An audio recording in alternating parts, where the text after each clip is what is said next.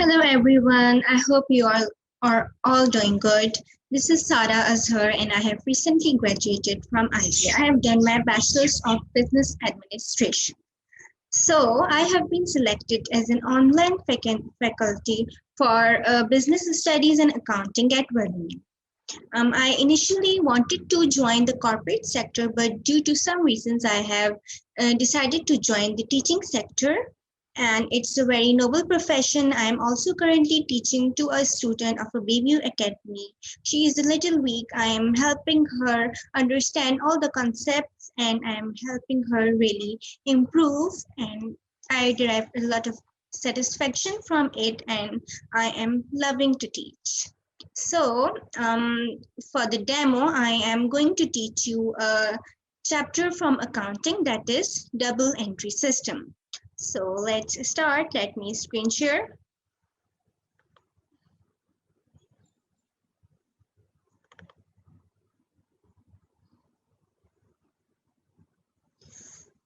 All right, so double entry system for assets, liabilities, and capital. What are assets? Assets are the resources owned by the business, like machinery, vehicle, or anything that the business owns. What are liabilities? Liabilities are total of the funds owed for assets supplied to the business. So basically, liabilities are something that a business owes to someone.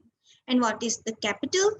Capital is the are the resource basically the resources in own basically the resources invested and left in by the owner in the business. Okay, so let's move on. What is the double entry system? Double entry bookkeeping or double entry is a system where each transaction is entered twice, once on the debit side and once on the credit side. So whenever a transaction happens, it is recorded twice. Once on the debit side and once on the credit side. We'll study this in detail in the later slides. So bookkeeping entry will have to be made to show an increase or decrease of one item, and another entry to show increase or decrease of another item. So whenever there is a transaction, one item like our asset, liability, or a capital increases while the other item decreases. And we need to record these increase and decrease of these items through making entries on the debit and the credit side. Moreover, transactions which occur are entered in a set of accounts within the accounting books, as I'll show you in the later slides. So the double entry system accounts. What are the basically accounts that we will be studying? As I already told earlier, they are assets, liabilities, and capital. All right. So when we have to record an increase in the assets, we make an entry in the debit side. Okay? We can also say that it is debited. Whereas when there is an increase in the assets, we record it on the credit side, or we can say that it is credited. For the liabilities, when there is an increase in any liability, it is credited, and when there is a decrease in a liability, it is debited. Same goes for the capital. When there is an increase in the capital, it is credited, and when there is a decrease in the capital, it is debited.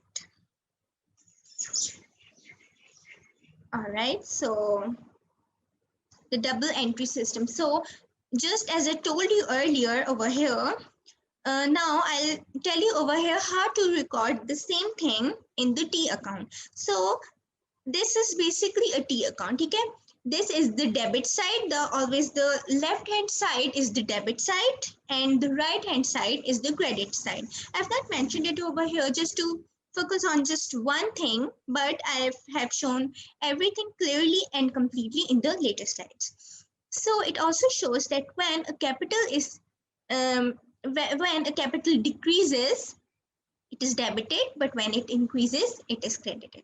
Same goes for the liability account. When it decreases, it is debited, but when it increases, it is credited. But for the asset account, when there is any increase in the assets, it is debited, but when there is any decrease in the assets, it is credited. Now let's study some examples. So the owner starts business with 10,000 cash on 1st August 2008. So what is happening over here? The owner is bringing in the cash in the business. So first of all, clearly the cash is increasing, and cash is an asset because it is something that is owned by the business. So there is an increase in the asset cash. So we are debiting it because if there is any increase in the asset, we always debit it. All right. But on the other hand, the cash that the owner is bringing in is capital as well because it is an investment. So we can say that there is an increase in the capital as well. And when there is an increase in the capital, it is always credited. So the cash is debited and the capital is credited. Now, how to record all of this in the T accounts? So we can see over here, okay, this is a cash account. That means an asset account. So it is being debited against capital.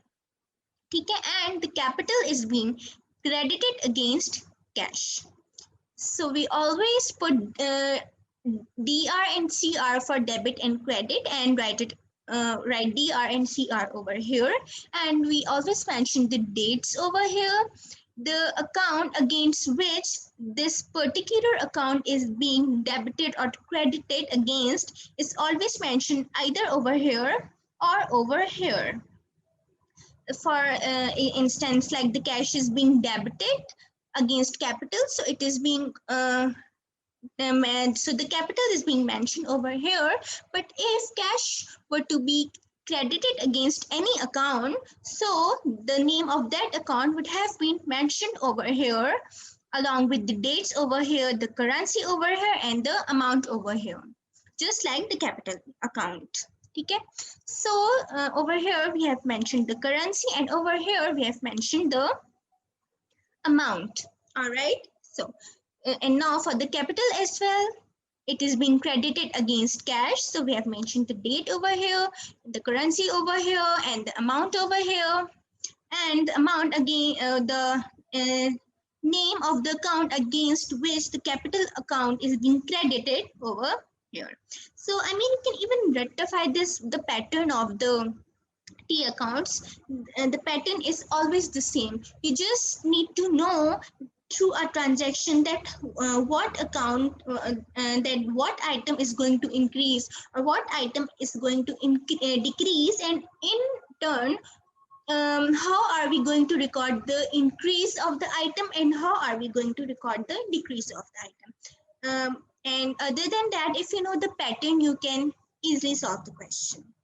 And this double entry system is a very important concept. It is going to help you in almost every topic.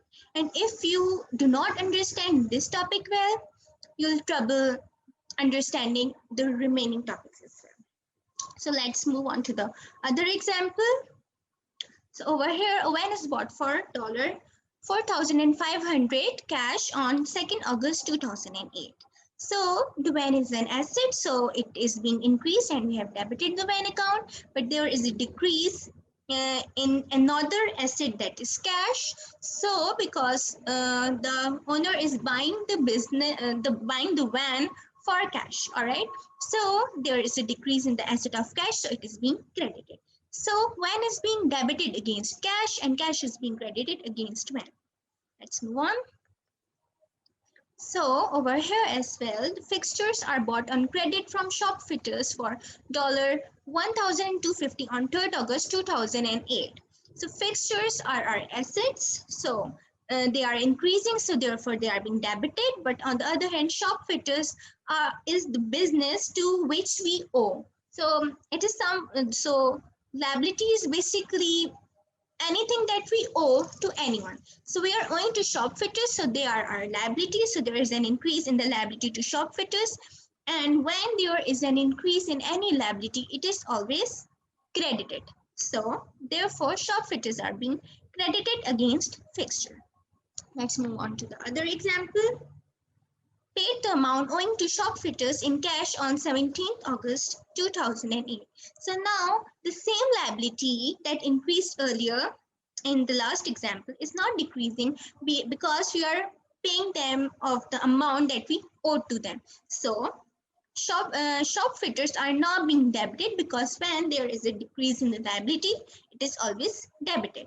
Therefore, shopfitters are being debited against cash and cash is being credited against shopfitters. Why is cash being credited? Because cash is an asset and whenever there is a decrease in any asset, it is always credited. So now I have combined all the 4 transactions in this table. 1, 2, 3, 4. In the first transaction, cash was debited and capital was credited. In the second transaction, van was debited and cash was credited. In the third transaction, fixtures were debited and shop fitters were credited. And in the fourth transaction, shop fitters were debited and cash was credited. Achha, now, a very important point. I made I made all the single accounts for cash for every transaction just for the purpose of explaining it to you. But in real life and in accounting, in the other topics, we will just make one cash account, okay, or one capital account or just one fixture account, and we will record all the transaction in that same account. We won't make every single account again and again for each transaction like we did earlier. So let's take the cash account. So over here we can see that first cash is being debited, then against capital, then cash is being credited against rent, and then cash is being debited against shop fitters. So in this cash account, we have shown all the transactions. First, it is being debited against capital, then it is being credited against van, and then it is being credited against shop fitters. Okay? Capital or van की तो चलो एक ही entry थी, so it's the same. Then again, now for the shop fitters also, we had 2 entries, right? Like you can see, it is first being credited against fixture accounts, and then shop fitters is being debited against cash accounts. So we have shown both of the transaction in this single accounts of shop fitters. So this is how we actually make T accounts. These are some more examples that you can refer to. I've added some more examples in these slides to make your concepts, to help you make your concepts more clear. You can refer to them whenever you want. So that was our demo. I hope that you enjoyed it. Also, just for your information, while teaching, I just don't teach the slides. After teaching, I also give so many practice questions so that you become very good at that particular topic and obviously, ultimately at that particular subject as well.